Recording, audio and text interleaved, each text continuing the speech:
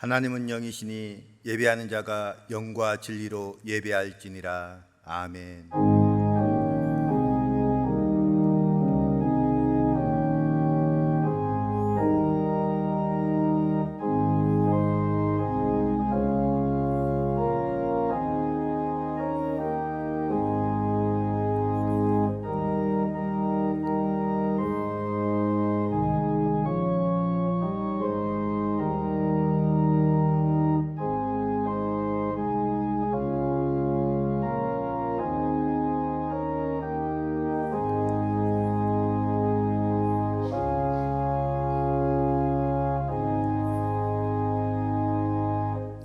성도들의 찬미와 경배를 기쁘게 받으시는 하나님 아버지, 이 시간 우리가 온 마음과 정성으로 드리는 예배를 기쁘게 받아 주옵소서.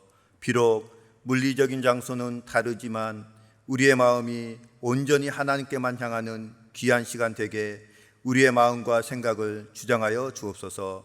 거룩하신 예수 그리스도의 이름으로 기도하옵나이다. 아멘. 모두 일어나서서 찬송가 1장으로 하나님께 영광 돌리겠습니다.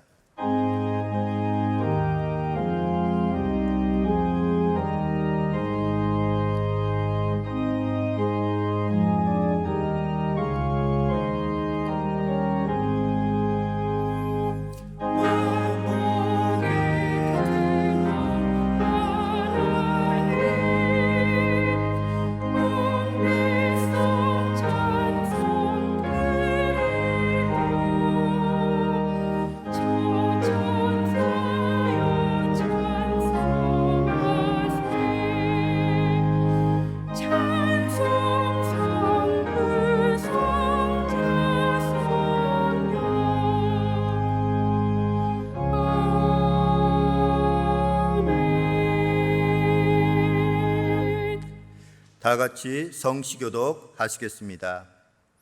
사랑하는 자들아, 우리가 서로 사랑하자. 사랑은 하나님께 속한 것이니 사랑하는 자마다 하나님으로부터 나서 하나님을 알고 사랑하지 아니하는 자는 하나님을 알지 못하나니 이는 하나님은 사랑이심이라. 하나님의 사랑이 우리에게 이렇게 나타난 바 되었으니 하나님이 자기의 독생자를 세상에 보내심은 그로 말미암아 우리를 살리려 하심이라. 어느 때나 하나님을 본 사람이 없으되 만일 우리가 서로 사랑하면 하나님이 우리 안에 거하시고 그의 사랑이 우리 안에 온전히 이루어지느니라. 아멘. 사도신경으로 우리의 신앙을 고백하시겠습니다. 나는 전능하신 아버지 하나님 천지의 창조주를 믿습니다. 나는 그의 유일하신 아들 우리 주 예수 그리스도를 믿습니다. 그는 성령으로 잉태되어 동정녀 마리아에게서 나시고 본디오 빌라도에게 고난을 받아 십자가에 못 박혀 죽으시고 장사된 지 사흘 만에 죽은 자 가운데서 다시 살아나셨으며 하늘에 오르시어 전능하신 아버지 하나님 우편에 앉아 계시다가 거기로부터 살아있는 자와 죽은 자를 심판하러 오십니다. 나는 성령을 믿으며 거룩한 공교회와 성도의 교제와 죄를 용서받는 것과 몸의 부활과 영생을 믿습니다. 아멘. 찬송가 623장으로 하나님께 찬양 드리겠습니다.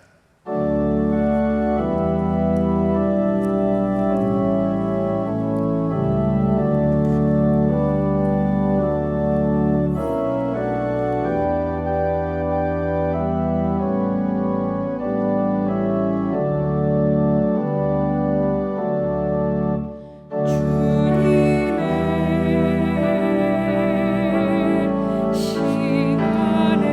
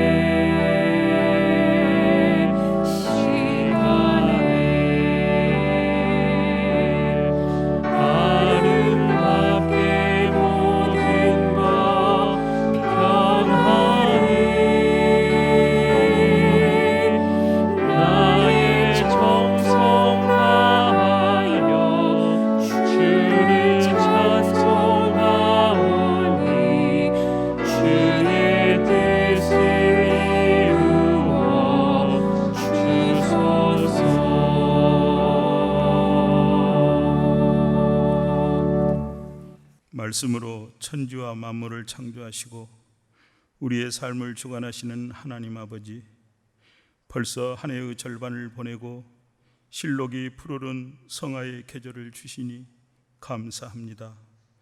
오늘 거룩한 주일을 맞아 신령과 진정으로 온라인 영상 예배를 드리오니 하나님 영광 받으시옵고, 이 시간 가정에서 예배드리는 온 성도들에게 한없는 은혜와 성령으로 충만케 하시옵소서. 저희는 하나님 은혜가 아니면 한순간도 살 수 없는 나약하고 부족한 종된 자임을 고백합니다. 지난 한 주간도 우리의 삶 속에서 신실함으로 말씀을 따라 순종하고 오직 하나님께만 영광 돌리라 하였건만, 세상의 정욕과 물질에 매인 저희의 삶은 하나님의 뜻을 분별하여 순종하기보다 일마다 때마다 나의 의와 고집만을 앞세운 미련하고 어리석은 자들이었습니다. 이 시간 차복하고 회개하오니 십자가의 보혈로 용서하여 주시옵소서. 눈부신 햇살과 실록이 아름다운 이 계절에 우리 모두 욕심을 따라 썩어져가는 구습을 과감히 벗어버리고 날마다 오직 하나님의 영광을 높여드리고 공의와 진리를 쫓아 그리스도의 향기를 바라는 삶으로 하나님이 기뻐하는 자들이 다 되게 하여 주시옵소서. 특별히 지난 수개월 동안 코로나19 확산으로 수많은 생명이 목숨을 잃고 온 세상이 두려움과 공포로 어려움을 겪고 있습니다. 인간이 만든 의료 체계와 과학 문명이 하나님의 창조 질서 앞에 얼마나 무력하고 보잘것없는지요.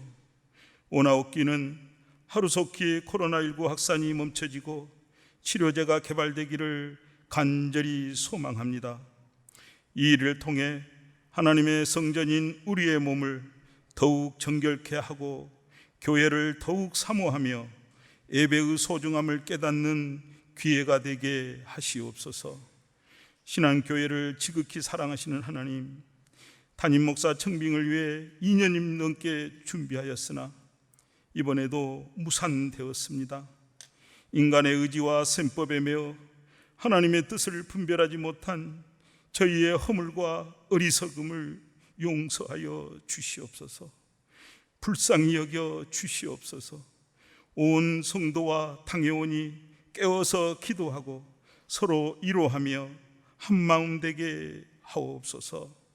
이 모든 시련은 출애굽한 이스라엘 백성을 40년간 광야에 두심같이 하나님께서 창립 100주년을 향한 신앙 공동체에 더욱 크고 놀라운 축복을 주시기 위해 연단하시는 것인 줄 믿습니다. 이제 4차 청빙위원회를 구성하였습니다. 때가 이름에 거두리라 하신 말씀대로 하나님의 때에 오직 하나님의 섭리로 예비하신 신실한 목회자를 속히 보내 주시옵소서. 우리의 형편과 처지를 잘 아시는 하나님 아버지, 여러 모양으로 삶에 시달리며 시리와 절망 속에 있는 성도님들을 강건케 하시고 독수리가 새벽녘을 날개치듯 새 힘을 얻게 하시옵소서. 특별히 이와리 몰로 목사님을 비롯하여 육신의 노환과 질병으로 심신이 고통 속에 있는 성도님들을 위로하시고 건강을 회복해 하시며 자비와 긍휼을 베풀어 주시옵소서. 이 시간 갈급함으로 말씀을 사모합니다. 단위에 세우신 유영식 목사에게 영육간의 건강함 주시고 말씀 위에 크신 능력 주시옵소서. 우리의 삶이 날마다 말씀을 즐거워하고 주야로 묵상함으로 시절을 쫓아 열매를 맺는 복 있는 사람 되기를 다짐하는 귀한 시간 되게 하시옵소서. 이 시간 정성껏 준비한 이현정 집사의 찬양을 올려드리오니 하나님 기쁘게 흠양하시옵고 우리에게는 한없는 은혜로 충만케 하시옵소서. 이 모든 말씀 길이요 진리요 생명 되시는 우리 구주 예수님 이름으로 기도드립니다. 아멘.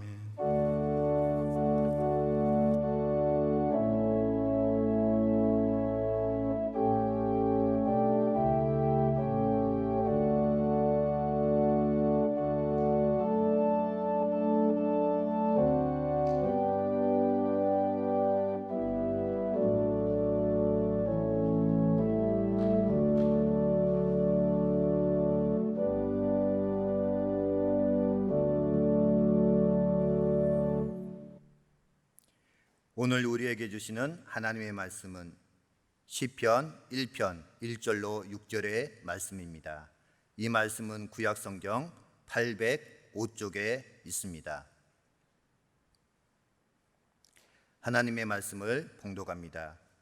복 있는 사람은 악인들의 꾀를 따르지 아니하며 죄인들의 길에 서지 아니하며 오만한 자들의 자리에 앉지 아니하고 오직 여호와의 율법을 즐거워하여 그의 율법을 주야로 묵상하는 도다.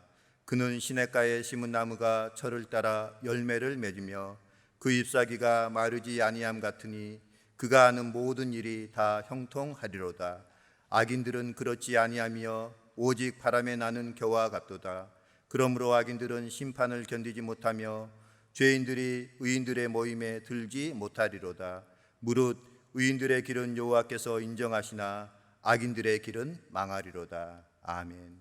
하나님께서 이 말씀을 통하여 우리에게 은혜 주시길 원합니다.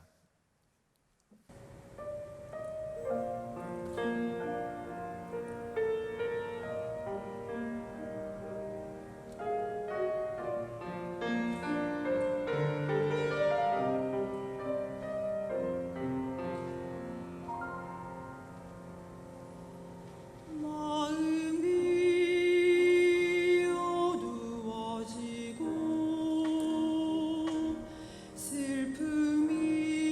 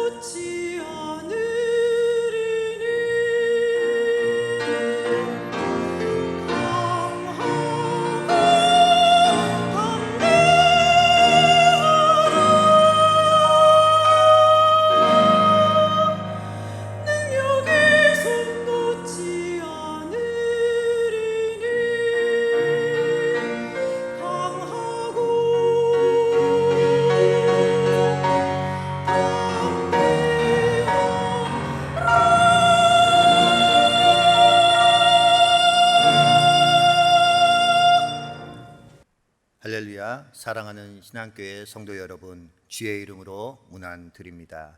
초유의 코로나19 사태 바이러스로 인하여서 감염이 다시 확산되어 짐에 따라서 또다시 온라인 예배로 예배를 드리게 된 것에 대해서 마음이 많이 아프기만 합니다. 비록 우리가 있는 물리적인 장소는 다른 곳이지만 하나님께 예배드릴 수 있는 장소와 마음을 허락해 주심에 감사를 드리며 있는 그곳에서 있는 그 삶의 자리에서 드리는 예배가 하나님께 상달되시는 거룩한 예배가 되시길 주의 이름으로 축원드립니다. 5월 중순경에 문화부 부장 권사님으로부터 신안 회보에 기고할 원고를 부탁받았습니다. 주제는 코로나19로 인하여서 힘들어하고 아파하고 있는 교인들에게 위로와 희망의 메시지를 설교 한 편 해달라라는 기고를 받았습니다. 고민하다가 설교글을 작성하여 보내드렸는데 내용을 잠깐 설명드리자면 이사야 40장 1절로 6절 말씀을 중심으로 내 백성을 위로하시는 하나님이라는 제목의 설교글을 보내드렸습니다. 그 내용 가운데는 TV 프로그램 중에 복면가왕이라는 노래 대결이 있습니다. 6연승을 거둔 가왕이 있었습니다. 그 가수를 꺾고 새로운 가왕의 자리에 등극하려면 어떻게 해야 할까요? 그보다도 훨씬 더 관객들의 관심과 마음을 움직이는 정말 노래 잘하는 가수가 나와야 장기 집권하는 가수를 꺾고 새로운 복면가왕의 자리에 오를 수 있을 것입니다. 그런데 얼마 전 한 가수가 등장하여 7연승을 향해서 가는 복면가왕을 막아서며 새로운 가왕의 자리에 올라갔습니다. 방패라는 복면가왕이었습니다. 이런 내용들을 이야기하면서 결론을 지었습니다. 사랑하는 성도 여러분, 사도 바울은 로마서 8장 18절 말씀에서 다음과 같이 고백하고 있습니다. 현재의 고난은 장차 우리에게 나타날 영광과 좋게 비교할 수 없도다. 그렇습니다. 지금 코로나19가 아무리 심각하고 감염이 확산되어 이보다 더 큰 전능하신 하나님께서 역사하시고 주관하시면 이것도 이 코로나19 바이러스 감염도 한순간에 종식되고 우리에게 더 큰 복을 주신다라는 내용입니다. 제가 오늘 본문 시편 말씀을 정하고 설교하게 된 이유 가운데 하나는 이 시편 말씀이 이스라엘 백성의 삶에서 두 가지 기능을 발휘해 놓은 시집이기 때문입니다. 첫 번째로는 시편은 하나님의 말씀으로 이스라엘 공동체를 선택하고 사랑하신 창조주 하나님의 끊임없는 위로와 격려뿐만 아니라 그들을 다스리시는 신적 왕의 뜻을 밝혀주는 계시로서의 책이기 때문입니다.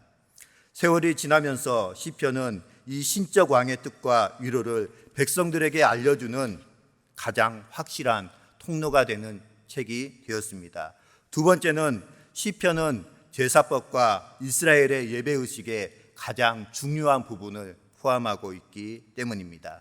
인생의 사계절을 노래하는 이 시편은 함께 예배드리는 공동체나 홀로 예배의 제단을 쌓는 사람이 끊임없이 하나님께 부른 찬양과 통곡이자 기도이기도 합니다.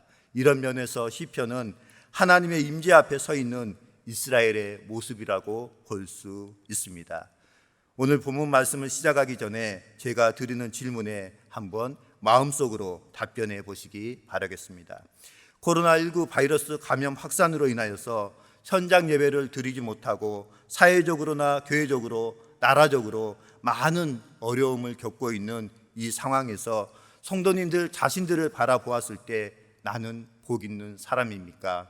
아니면 나만큼 복 없는 사람이 또 있을까 하고 생각이 되십니까? 사진 두 장을 소개해 드릴까 합니다. 사진을 보시겠습니다.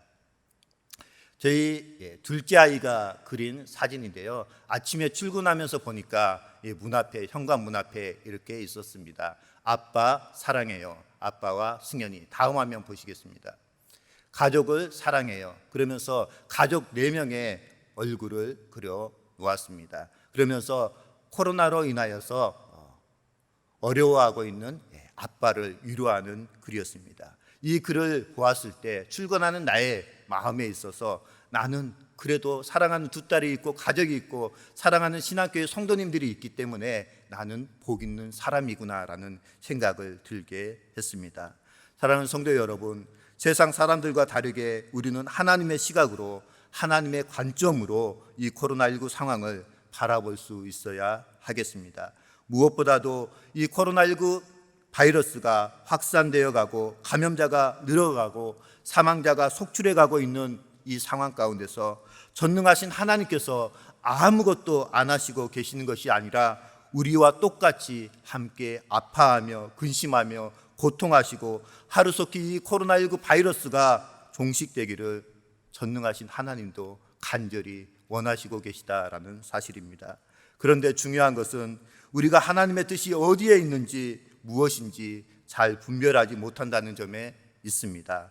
사무엘상 말씀을 보면 하나님께서 성소에서 어린 사무엘을 부르실 때 나이 많은 제사장 엘리는 하나님께서 사무엘 선지자를 부르는 소리를 듣지 못하고 분별하지 못하고 내가 부르지 아니하였다라는 어리석은 말만 반복하였습니다.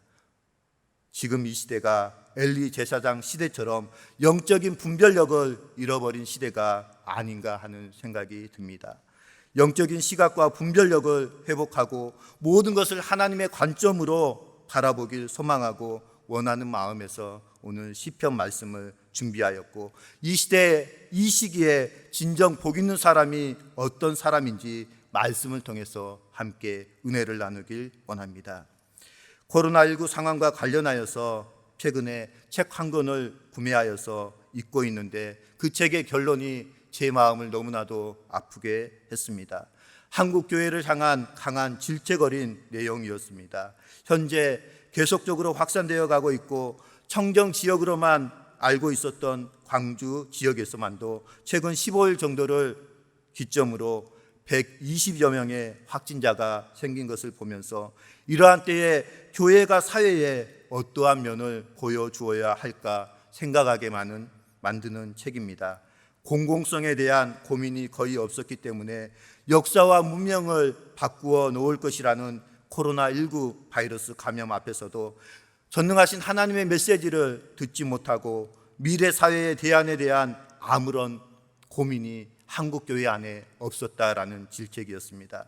한국교회가 이렇게 세상과 엇박자를 내는 비상식적인 집단으로 전락한 이유에 대해서 수도 없이 많이 있지만 가장 큰 이유를 공교회성과 공동체성 그리고 공공성의 부재로 보고 있습니다. 그 중에 공공성의 부재를 가장 심각한 수준으로 이 책은 보았습니다. 그러면서 한국교회가 이런 모습을 탈피해야 하고 공교회성과 공동체성 그리고 공공성을 회복하지 않는다면 얼마 가지 못해서 한국교회는 망할 것이다 라는 설명이었습니다.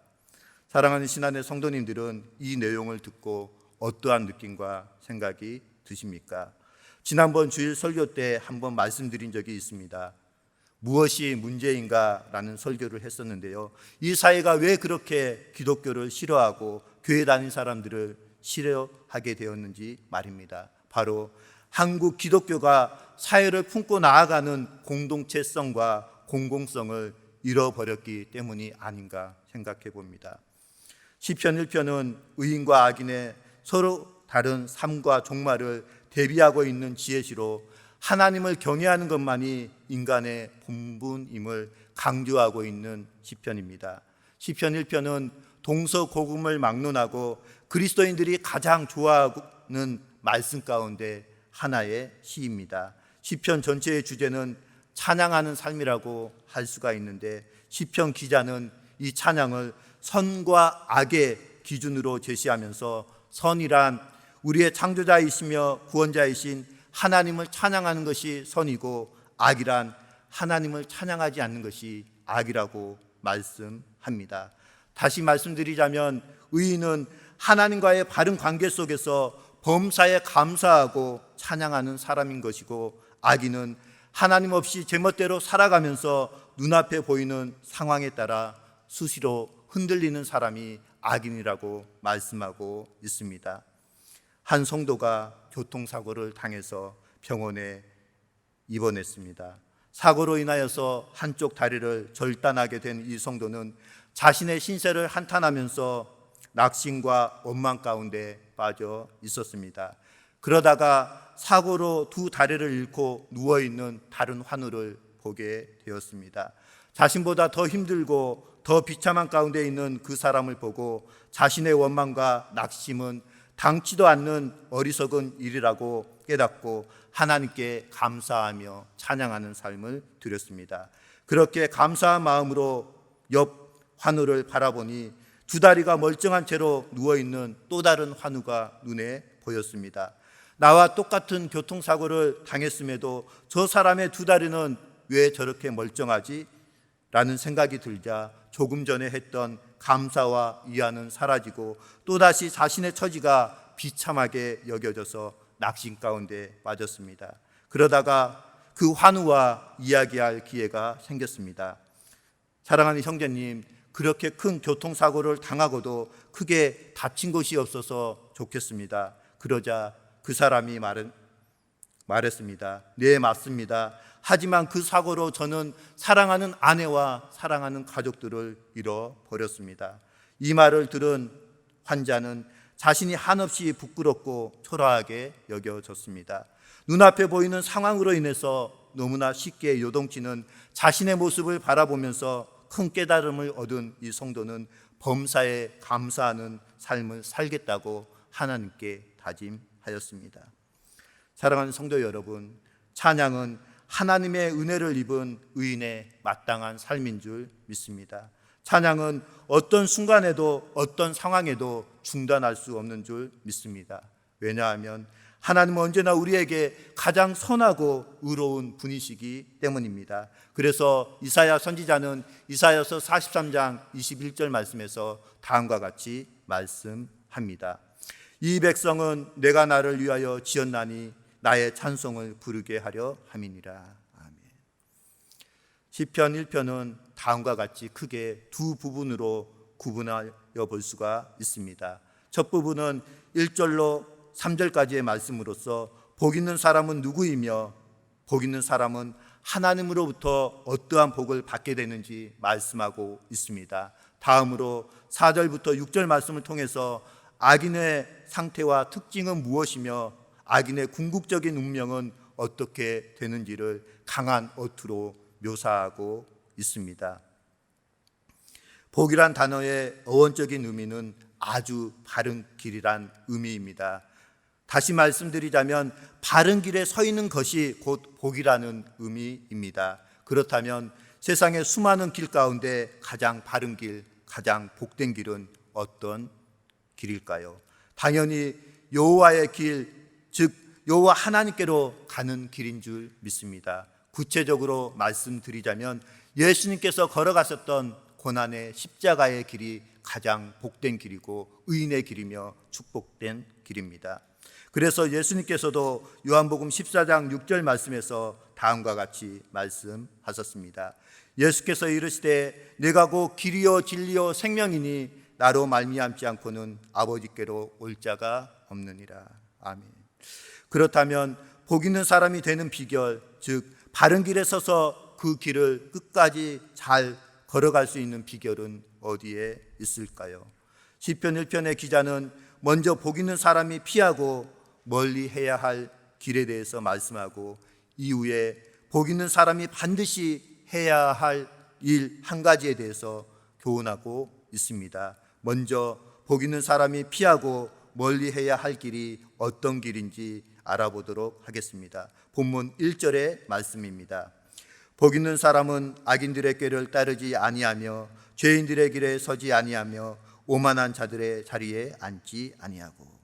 첫 번째로 복 있는 사람이 피하고 멀리 해야 할 길은 첫 번째 악인의 꾀를 따르는 길입니다. 여기서 말하는 악인이란 우리가 일반적으로 생각하는 범죄자나 도덕적인 흠을 가진 사람들만을 지칭하지 않습니다. 성경이 말하고 있는 악인이란 절대 선이신 하나님과의 관계가 단절된 상태를 지칭합니다. 다시 말씀드리자면 하나님과 상관없는 삶을 사는 것이 악이고 하나님과의 관계가 단절된 사람이 곧 악인이다라는 사실입니다. 두 번째는 복 있는 사람이 피하고 멀리해야 할 길, 두 번째는 죄인의 길입니다. 앞에 기록된 악인의 꾀가 아직은 구체화되지 않고 생각 속에 머물러 있는 잘못된 생각과 교훈과 가르침과 사상이라고 한다면, 죄인의 길이란 그보다도 구체적인 의미를 지닌 표현으로 행동적인 측면에서 지금 현재 하나님께서 정하신 바른 길에서 벗어나서 습관적이고 반복적으로 죄를 짓고 사는 것을 의미합니다.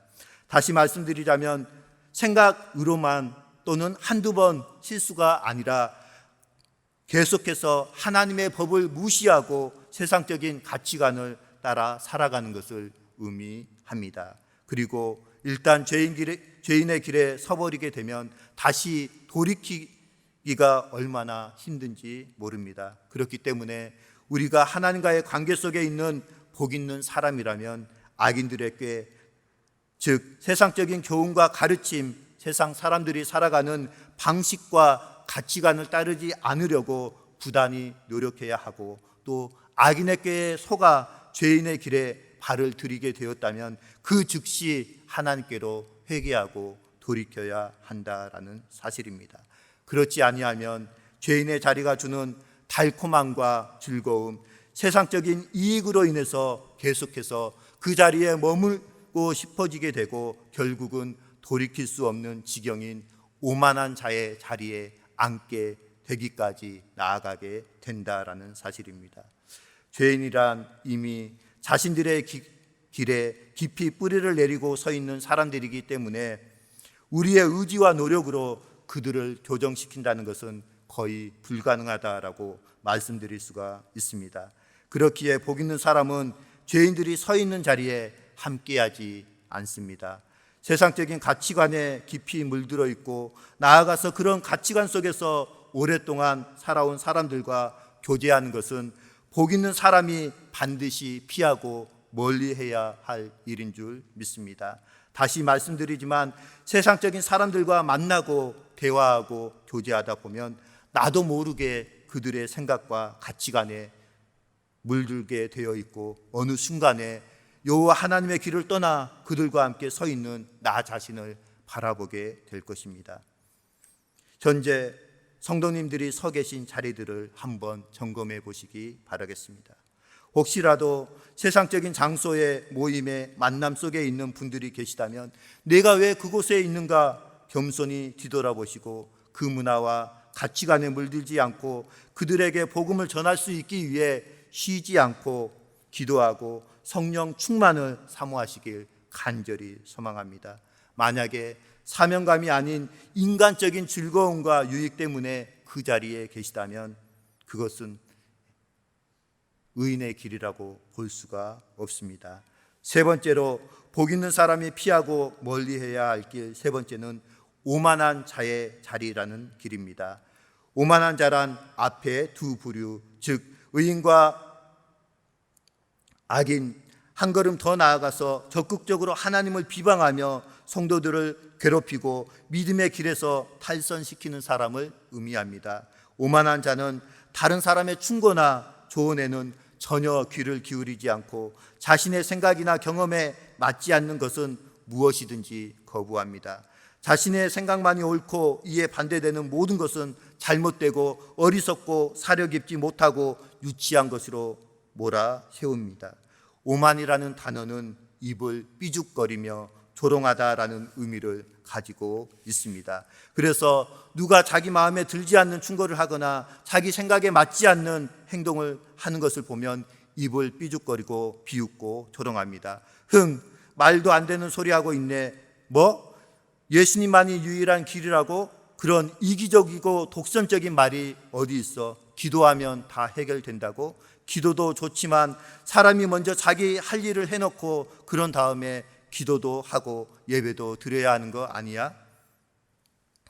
그리고 이렇게 하나님의 교훈과 가르침을 정면으로 반대하는 오만한 자는 교회 밖에만 있는 것이 아니라 교회 안에도 많이 존재한다는 사실이고, 실제로 많은 그리스도인들이 이러한 삶을 살아가고 있기도 합니다. 성경에 등장하는 오만한 자의 대표적인 부류가 바로 서기관과 바리새인들이었습니다. 다시 말씀드리자면 신앙생활한 지 1, 2년 된 사람이 아닌 10년, 20년, 30년 이상 신앙생활을 한 사람들 가운데도 오만한 자가 생겨나기 쉽다라는 말씀입니다.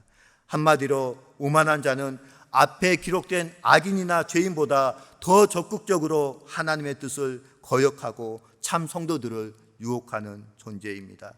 나는 절대로 오만한 사람이 아니다라고 부정하기보다도 사도 바울의 고백처럼 나는 날마다 죽노라라는 신앙 고백 없이 10년, 20년 신앙생활 하다 보면 나의 생각과 말과 행동들 가운데 하나님의 참뜻에 어긋난 많은 요소들이 있을 것이라고 인정하며 겸손히 우리 스스로를 돌아볼 수 있기를 간절히 소망합니다.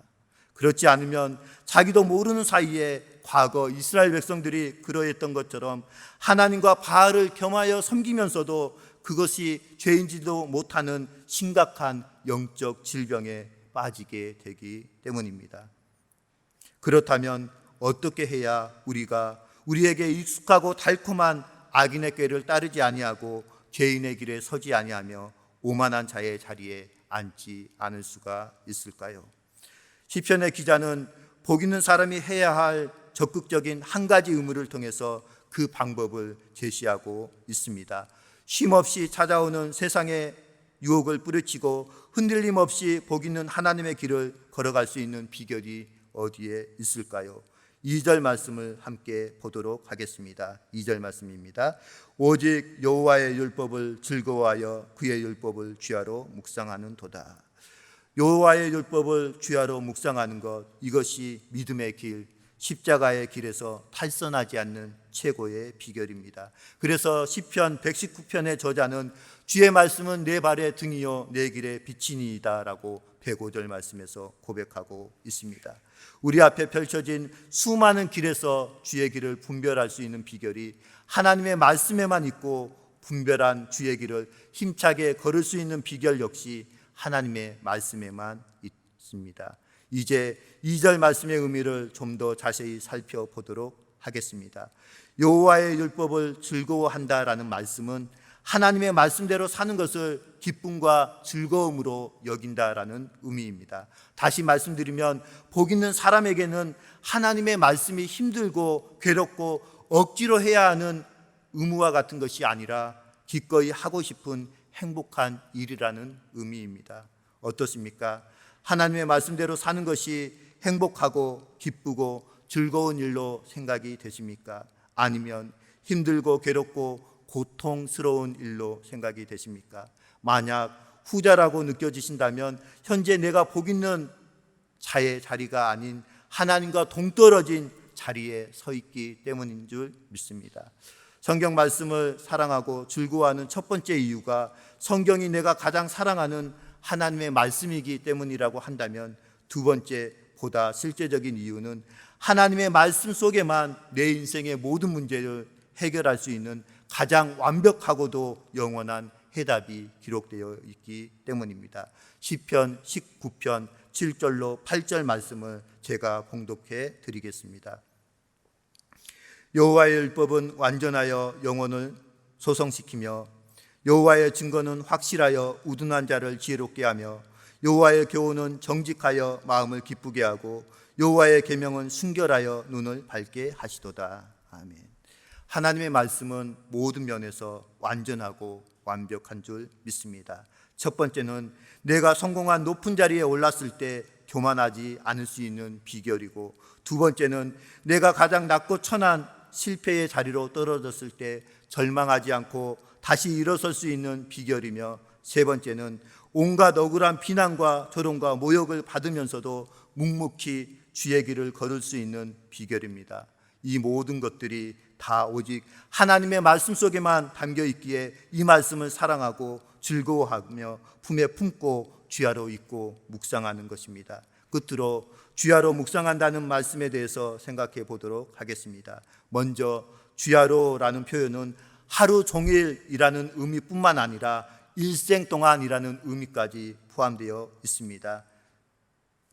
그리고 묵상이란 단어는 히브리어 단어로 하가라는 단어로서 어원적으로 무엇을 계속해서 중얼거린다라는 의미를 가지고 있는데, 이는 입으로 하나님의 말씀을 애우며 마음으로 그 의미를 되새긴다라는 뜻을 넘어서 그 말씀을 매일의 삶에서 실천한 것까지 포함하며 일평생 하나님의 말씀을 머리로 생각하고 마음으로 받아들이며 삶으로 실천하는 삶을 산다는 의미이기도 합니다. 내 생각과 경험과 주장과 계획, 그리고 세상에서 들려놓는 수많은 교훈과 가르침들 가운데 무엇이 진정으로 나에게 유익한 길인지 분별할 수 있는 지혜는 오직 여호와 하나님의 말씀을 통해서만 깨달을 수 있는 줄 믿습니다. 주야로 여호와 하나님의 율법을 묵상하는 삶을 살지 아니하면 우리는 어쩔 수 없이 악인의 꾀에 해당하는 세상의 교훈과 내 경험을 따라서 죄인의 길에 서서 오만한 자의 삶을 살 수밖에 없는 줄 믿습니다. 복된 길을 걷는 성도와 불행한 길을 걷는 세상 사람을 구분해 주는 가장 분명한 기준은 여호와의 율법을 즐거워하여 그 율법을 주야로 묵상하느냐 그렇지 않느냐 하는 것입니다. 하나님의 말씀을 내 인생 최고의 동반자요 안내자요 스승이라고 믿고 그대로 따라 산다면 우리는 진정 복 있는 사람이며, 오늘 본문 3절 말씀에 기록된 대로 그는 시냇가에 심은 나무가 철을 따라 열매를 맺으며 그 잎사귀가 마르지 아니한 같으니 그가 하는 모든 일이 다 형통하리로다라는 놀라운 복들이 우리에게 임하게 될 줄 믿습니다. 사랑하는 성도 여러분, 시냇가에 심은 나무라는 것은 흐르는 물가에 심겨진 나무로 자연적인 수로가 아닌 사람이 인공적으로 만든 수로로서 사시사철 계속해서 물이 공급되는 수로에 숨겨져 있는 나무를 의미합니다. 그렇기 때문에 결코 이 나무는 잎사귀가 마를 수가 없다라는 뜻입니다. 사랑하는 신안의 성도 여러분, 복 있는 사람, 의인의 길이 바로 이러한 길이어야 하는 줄 믿습니다. 복 있는 사람은 사시사철 주야로 하나님의 말씀으로 위로받고 공급받는 사람입니다. 우리의 삶에 있어서도 이러한 말씀과 기도로 수로가 막혀버리고 끊어져 버린다면 우리는 이 시대를 향한 하나님의 온전한 뜻을 분별할 수가 없기 때문에 우리의 수로인 기도와 말씀이 막히지 않기 위해서 끊임없이 하나님께 나아가야 하는 줄 믿습니다. 진정 복 있는 사람은 하나님의 말씀을 통해서 하나님을 알게 되고 하나님의 백성으로서 그분의 뜻에 따라 순종하며 살아가는 사람인 줄 믿습니다. 그리고 그러한 삶 자체가 복된 삶입니다. 하나님의 말씀을 통해서 하나님과 동행하는 삶, 이보다 더 복된 삶이 어디 있겠습니까? 의인의 길과 악인의 길, 이 두 길의 선택 앞에서 오늘 본문 시편의 저자는 하나님의 말씀을 적극적으로 살아내는 생명력 있는 삶으로 우리를 초청하고 있습니다. 그 부르심의 초청에 함께 믿음으로 응답함으로 진정 복된 길이며 하나님이 인정하시는 길을 가시는 저와 신안의 모든 성도님들 되시길 주의 이름으로 축원드립니다. 기도하시겠습니다. 사랑의 하나님 아버지, 세상에는 두 종류의 사람이 있습니다. 신자와 불신자, 의인과 악인입니다. 그런데 하나님을 믿는다고 하는 우리들 속에서 이런 두 가지 면이 존재할 때가 많이 있습니다. 하나님의 자녀, 그리스도인이라고 자처하면서도 세상에서 불신자들보다 더 악하고 더 악인처럼 살아가는 사람들도 많이 있습니다. 저희의 허물과 죄악을 용서하여 주옵소서. 진정으로 하나님께서 원하시는 길이 무엇인지 말씀과 기도를 통하여 우리를 성찰하며 돌아보게 하옵소서. 코로나19를 통하여 우리에게 깨우침을 주시는 하나님의 음성을 들을 수 있는 영적인 분별력도 허락하여 주옵소서. 우리를 사랑하여 주신 거룩하신 예수 그리스도의 이름으로 감사하며 기도드리옵나이다. 아멘. 다 같이 찬송가 325장으로 하나님께 찬양 드리겠습니다. 1절과 4절 드리겠습니다.